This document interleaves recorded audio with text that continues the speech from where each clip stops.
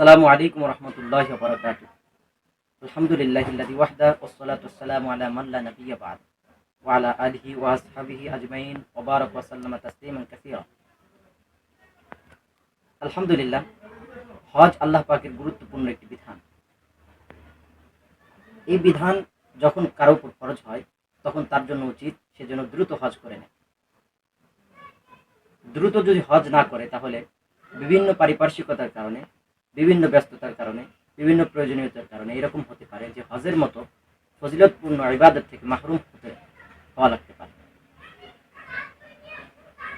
ইবনে আব্বাস সূত্রে বর্ণিত নবী সাল্লাল্লাহু আলাইহি ওয়াসাল্লামের একটি হাদিস, ক্বালা রাসূলুল্লাহ সাল্লাল্লাহু আলাইহি ওয়াসাল্লাম, মান আরাদাল হজ্জা ফালিয়াতাআজ্জাল। বিশ্বনবী সাল্লাল্লাহু আলাইহি ওয়াসাল্লাম বলেন, যেই ব্যক্তির উপর হজ ফরজ হয়েছে সে যেন দ্রুত হজ করে নেয়। নবীজি সাল্লাল্লাহু আলাইহি ওয়াসাল্লাম হজ দ্রুত কেন করতে বললেন?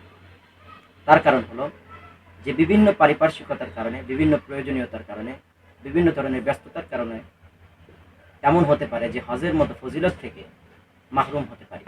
এই জন্য আর যাদের উপর হজ ফরজ হলো তথাপিও হজ করতে বিলম্ব করছে বা হজ করছে না, তাদের ক্ষেত্রে বিশ্বনবী সাল্লাল্লাহু আলাইহি ওয়াসাল্লাম তিনি মারাত্মক ধরনের হুমকি ব্যবহার করেছেন হাদিসের ভিতরে।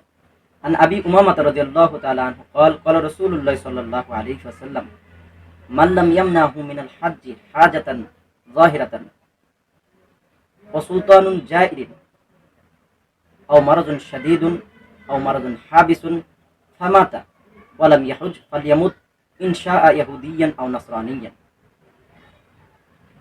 আবু উমামা সূত্রে বর্ণিত, তিনি বলেন রাসূলুল্লাহ সাল্লাল্লাহু আলাইহি ওয়াসাল্লাম বলেছেন, যেই ব্যক্তিকে অত্যাবশ্যক কোনো প্রয়োজন অথবা জালেম বাদশা এবং মারাত্মক ধরনের কোনো অসুস্থতা ছাড়া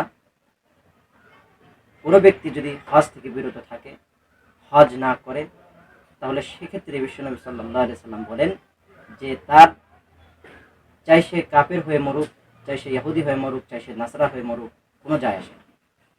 এছাড়াও হযরত আলী কারামাল্লাহু ওয়াজহু রাদিয়াল্লাহু তাআলা আনহু সূত্রে বর্ণিত, তিনি বলেন, নবীজি সাল্লাল্লাহু আলাইহি ওয়াসাল্লাম বলেছেন, যেই ব্যক্তি হজ করার প্রতি সামর্থ্যবান, হজ করার সামর্থ্য থাকা সত্ত্বেও তার কাছে হজের বাহন রয়েছে, হজ পর্যন্ত পৌঁছার সর্ব ধরনের আসবাব তার কাছে রয়েছে, তথাপিও সে হজ থেকে বিলম্ব করে, হজ আদায় করে না, নবীজি সাল্লাল্লাহু আলাইহি ওয়াসাল্লাম বলেন যে সেই ব্যক্তি আর ইহুদি নাসার মরার মধ্যে কোনো পার্থক্য নেই।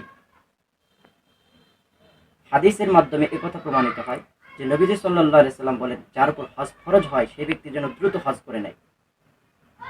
কারণ হতে পারে বিভিন্ন পারিপার্শ্বিকতার কারণে হজ থেকে সে মাহরুম থাকতে পারে। আর যে ব্যক্তি হজ ফরজ হওয়া সত্ত্বেও হজ করলো না, সেক্ষেত্রে নবীজি সাল্লাল্লাহু আলাইহি ওয়াসাল্লাম বলেন যে ওই ব্যক্তি চাই সে ইহুদি হয়ে মরুক, চাই সে কাফের হয়ে মরুক, নাসারা হয়ে মরুক, তাতে কোনো যায় আসে না। সাথে সাথে নবীজি বলেন যে যেই ব্যক্তি হজ থেকে বিলম্ব করে, তাখির করে, হজে যায় না, সেক্ষেত্রে ওই ব্যক্তি ইহুদি নাসারা তার মরা আর তার মরার ভিতরে, তার ইন্তেকালের ভিতরে কোনো ধরনের কোনো পার্থক্য নেই। এই জন্য হজ গুরুত্বপূর্ণ একটি ইবাদত, ফরজ বিধান। এই বিধানকে আমরা অবশ্যই দ্রুত আদায় করার চেষ্টা করব। যখনই আমাদের উপর ফরজ হবে হজ, আমরা মনে করি যে হ্যাঁ, হজের যেই খরচা বহন করার সামর্থ্য যখন আমাদের হবে তখন আমরা দ্রুত হজ করে নিব।